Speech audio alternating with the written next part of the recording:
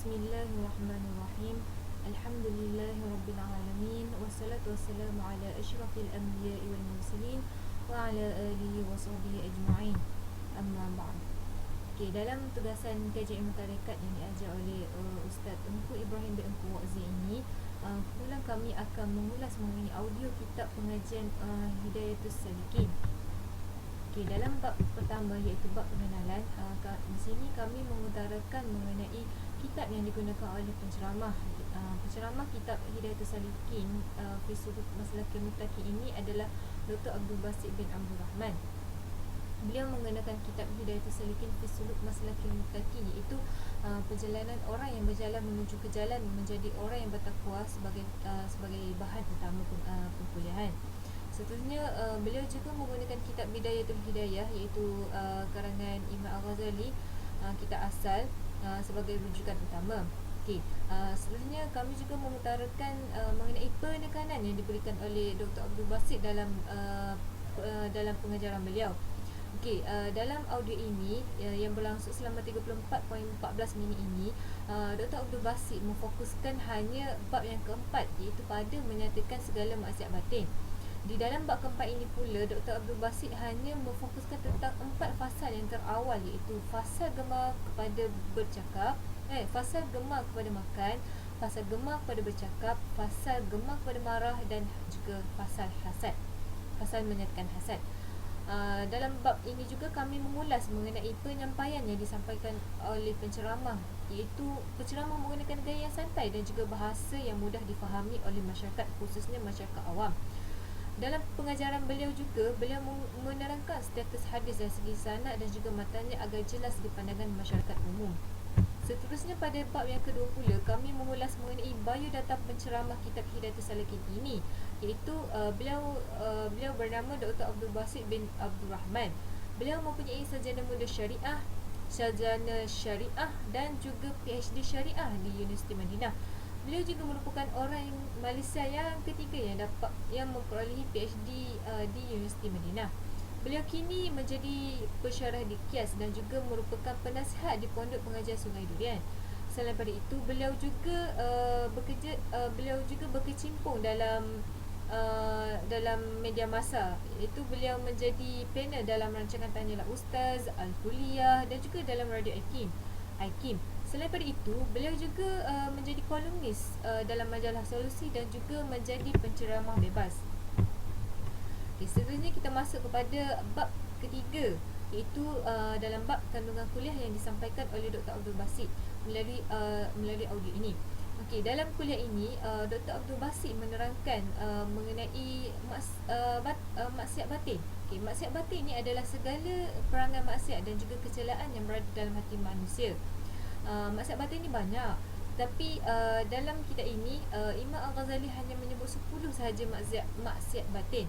Okey, maksiat batin ataupun maksiat hati yang disebut oleh Imam Al-Ghazali, iaitu yang pertama, sangat gemar pada memperbanyakkan makanan. Kedua, sangat gemar memperbanyakkan perkataan.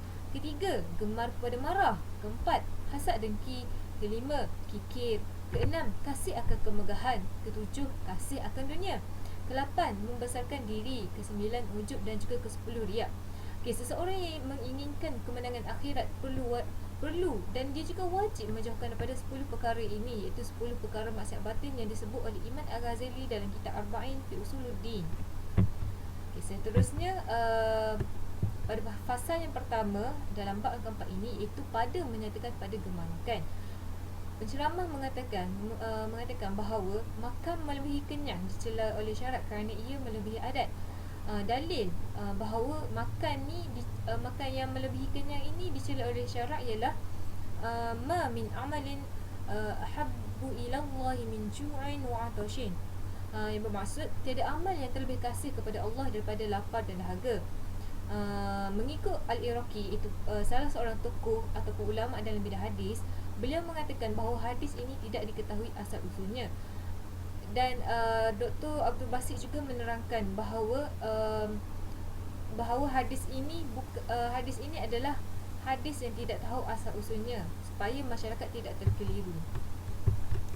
Seterusnya, hadis dalam kitab Hidayatus Salikin, hadis yang dibawa bagi bagi mengatakan bahawa makan terlebih kenyang itu adalah tercela ialah afdalukum ilallah atwalukum ju'an wa tafakkuran wa abghadukum ilallah kullu akulin wa ta'umin wa syarubin. Yang bermaksud yang terlebih afdal di antara kamu pada Allah itu orang yang banyak berlapar dan juga banyak bertakafur. Dan orang yang terlebih benci kepada Allah di antara kamu itu iaitu orang yang banyak makan dan banyak tidur serta banyak juga minum.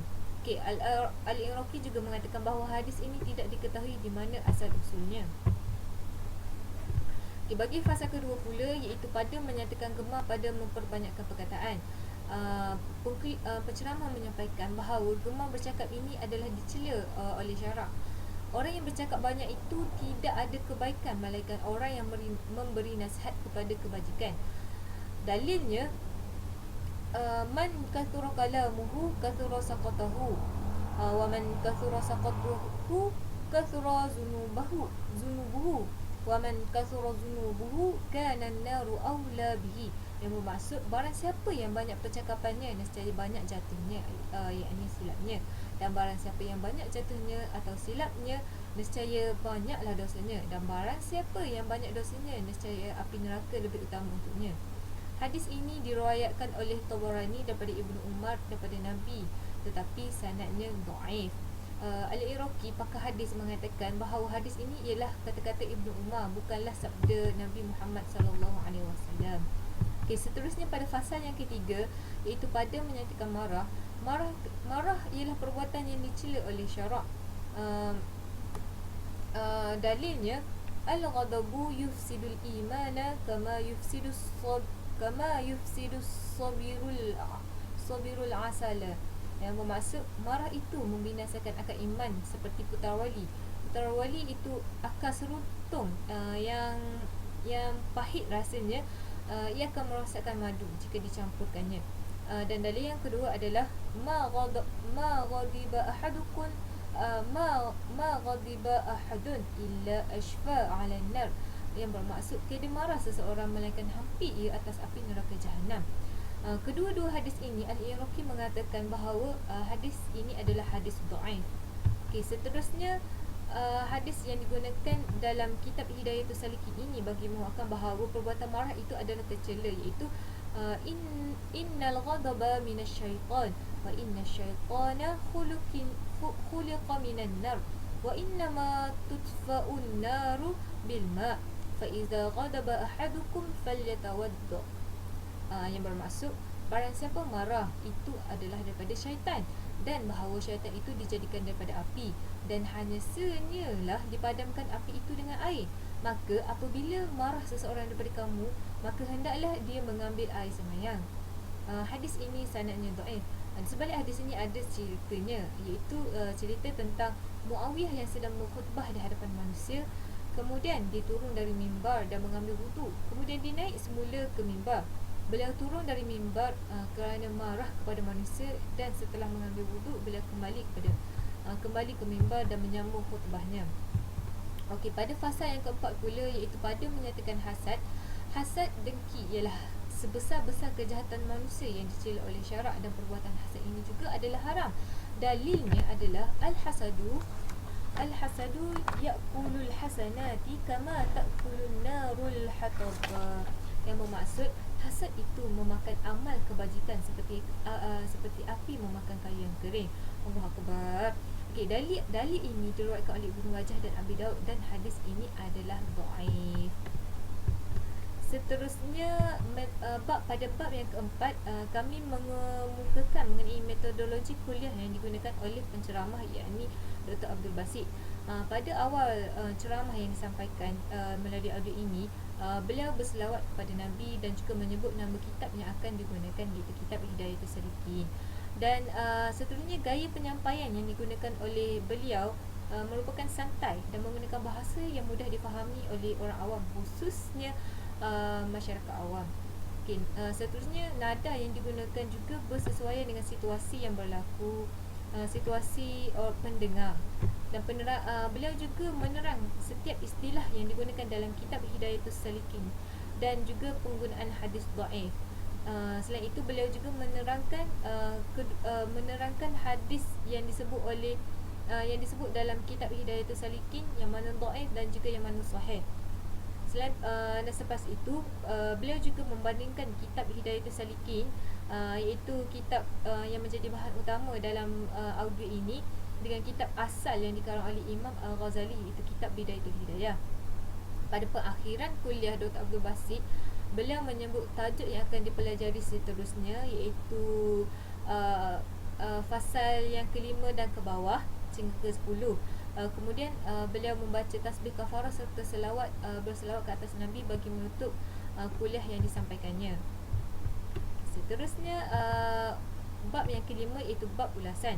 Daripada audio yang kami menelaah dan juga kami mengkaji, kami mendapati bila pendengar mendengar audio ini, kita akan dapat mengenal pasti maksiat-maksiat batin yang selalu terjadi dalam diri kita dan juga bahayanya maksiat batin tersebut. Kuliah ini juga mendatangkan hadis-hadis Nabi tentang bahaya dan tercelanya segala maksiat batin serta cara untuk mengubatnya. Seterusnya, metodologi yang digunakan oleh penceramah senang diikuti oleh orang awam. Dan bagi pelajar yang ingin mengkaji kitab Hidayatul Salikin ini ataupun penceramah yang ingin mengulas tentang kitab ini, mereka perlu pencerahan mengenai status hadis dari segi matan dan sanad sesuatu hadis. Perlu ditekankan agar tidak menimbulkan taklid buta dalam masyarakat. Dalam audio ini kami dapat mengulas hadis yang digunakan oleh kitab Hidayatul Salikin ni. Kitab ini ada juga membawa hadis yang dhaif dalam menguatkan hujah. Isunya di sini bukanlah salah menggunakan hadis dhaif, kerana beramal dengan hadis dhaif ini dibolehkan dalam perkara yang menyebabkan fadilah amalan sesuatu ibadat, tetapi bukan dalam perkara yang melibatkan akidah. Seterusnya pada bab yang ke-6 pula, iaitu pada bab yang pada bab kesimpulan. Penceramah iaitu Dr. Abdul Basit memberikan kefahaman pada masyarakat umum mengenai hadis-hadis dan juga ayat Al-Quran mengenai maksiat batin dan cara mengubati maksiat batin tersebut. Seterusnya, metodologi penerangan dan gaya penyampaian yang digunakan oleh penceramah mudah diikuti oleh orang awam. Seterusnya, beliau juga menggunakan kitab Hidayatul Salikin. Beliau juga mengulas kitab Hidayatul Salikin yang menjadi bahan utama dalam audio ini, dengan merujuk kembali kepada kitab asal karangan Imam Al-Ghazali bagi mendalami maksud yang ingin disampaikan oleh Imam Al-Ghazali. Wallahu a'lam bissawab.